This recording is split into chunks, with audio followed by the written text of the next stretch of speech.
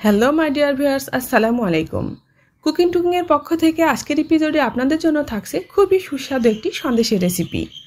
আজ আমি আপনাদের তৈরি করে দেখাবো মাত্র হাফ কাপ সুজি দিয়ে কিভাবে পারফেক্ট সুস্বাদু এই দুর্দান্ত স্বাদের সন্দেশ বাসায় তৈরি করতে পারবেন।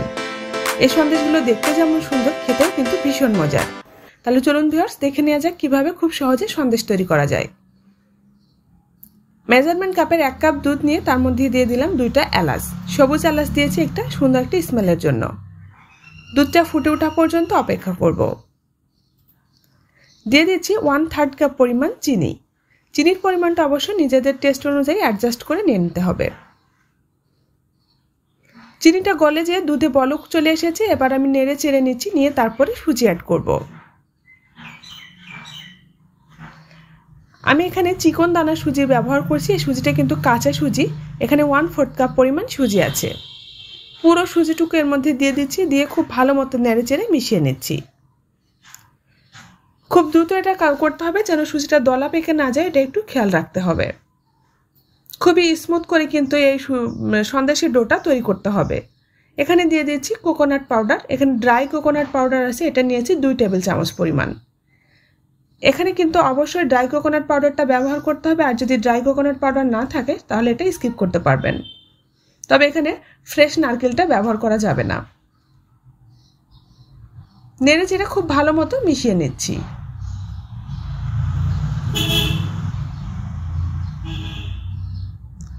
যখন এটা এরকম ড্রাই হয়ে আসবে, এই পর্যায়ে দিয়ে দিচ্ছি লেবুর রস। এখানে 1/2 চা চামচের মতো লেবুর রস ব্যবহার করছি।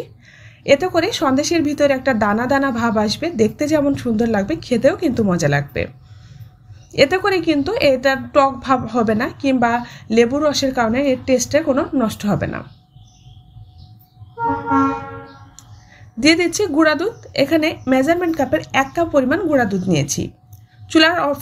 চুলার ফ্লেমটা অফ করে দিলাম। দেওয়ার পরে এবার আমি গুঁড়া দুধটি এর মধ্যে নেড়ে চেড়ে মিশিয়ে নিব। এ পর্যায়ে কিন্তু অবশ্যই চুলাটা বন্ধ করে দিতে হবে, না হলে কিন্তু গুঁড়া দুধ মেল্ট হয়ে যাবে। প্যানের মধ্যে নেড়ে নেড়ে খুব সুন্দর মতো ডোটা তৈরি করে নিব। এলাচি 2টা কিন্তু উঠিয়ে নিয়েছি, না হলে কিন্তু সন্দেশের ভিতরে এলাচি পড়লে খেতে খারাপ লাগবে। প্যানের উপরে হাতল দিয়ে চেপে চেপে আরও কিছুটা সময় নাড়বো, যাতে করে এর থেকে এক্সট্রা পানিটা শুকিয়ে যায়।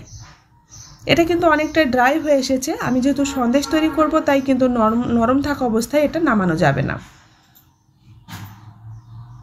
এখানে আমি একটা এরকম পলি নিয়ে নিয়েছি। শক্ত যে পলিগুলো আছে মার্কেটে, শপিং ব্যাগের যে পলিগুলো, এক কথায় শক্ত পলি নিয়ে পরিষ্কার করে একটু ঘি লাগিয়ে নিয়েছি। এই পলির উপরে আমি এই ডোটা নিয়ে তারপর এরকম করে রোল করে নিচ্ছি।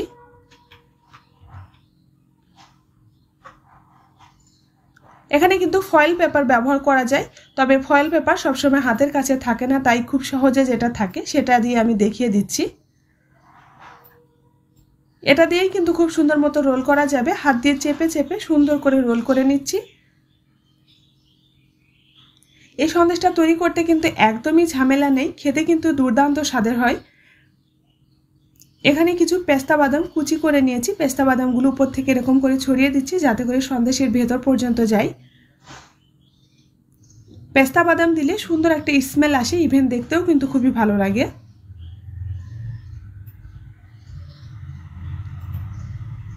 পেস্তা বাদামগুলো সুজির মিশ্রণের সাথে ডলে ডলে একটু ভালো মতো লাগিয়ে নিচ্ছি, যাতে করে এর গায়ে সুন্দর মতো লেগে যায়। পলিটা যথাসম্ভব টাইট করে দিয়ে তারপর এরকম রোলটা তৈরি করে নিচ্ছি।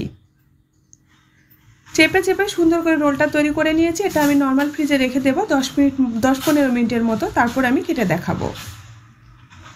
ফ্রিজ থেকে বের করে নিয়েছি, প্রায় 20 মিনিটের মতো রেখে দিয়েছিলাম। এটা কিন্তু খুব ভালো মতো সেট হয়ে গেছে, আমি দেখিয়ে দিচ্ছি। মাশাআল্লাহ, সন্দেশের জন্য কিন্তু একেবারে পারফেক্ট এটা রেডি হয়ে গেছে।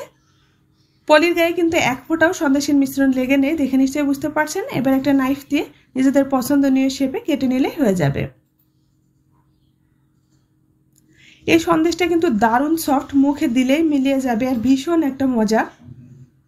আমরা তো বাজার থেকে বিভিন্ন ধরনের সন্দেশ অনেক টাকা দিয়ে কিনে নিয়ে আসি। যদি এরকম করে বাসায় তৈরি করে কাউকে খাওয়ান, কেউ কিন্তু বুঝতেই পারবে না যে আপনি বাসায় তৈরি করেছেন নাকি দোকান থেকে কিনে নিয়ে এসেছেন। এই সুস্বাদু একদম মজার সন্দেশটি বাসায় তৈরি করে দেখতে পারেন, সবার কাছে অনেক ভালো লাগবে ইনশাআল্লাহ। আমি একটা সন্দেশ আপনাদের সাথে কেটে শেয়ার করব, তাহলে আরও শিওর হয়ে যাবেন সন্দেশের ভেতর পর্যন্ত কতটা সফট হয়েছে। একেবারে নরম তুলতুলে, মুখে দিলেই কিন্তু মিলিয়ে যাবে। সব পরিমাণ যদি ঠিকঠাক মতো দিয়ে সন্দেশটা তৈরি করেন তাহলে কিন্তু খুবই টেস্টি একটা সন্দেশ বাসায় তৈরি করে ফেলতে পারবেন।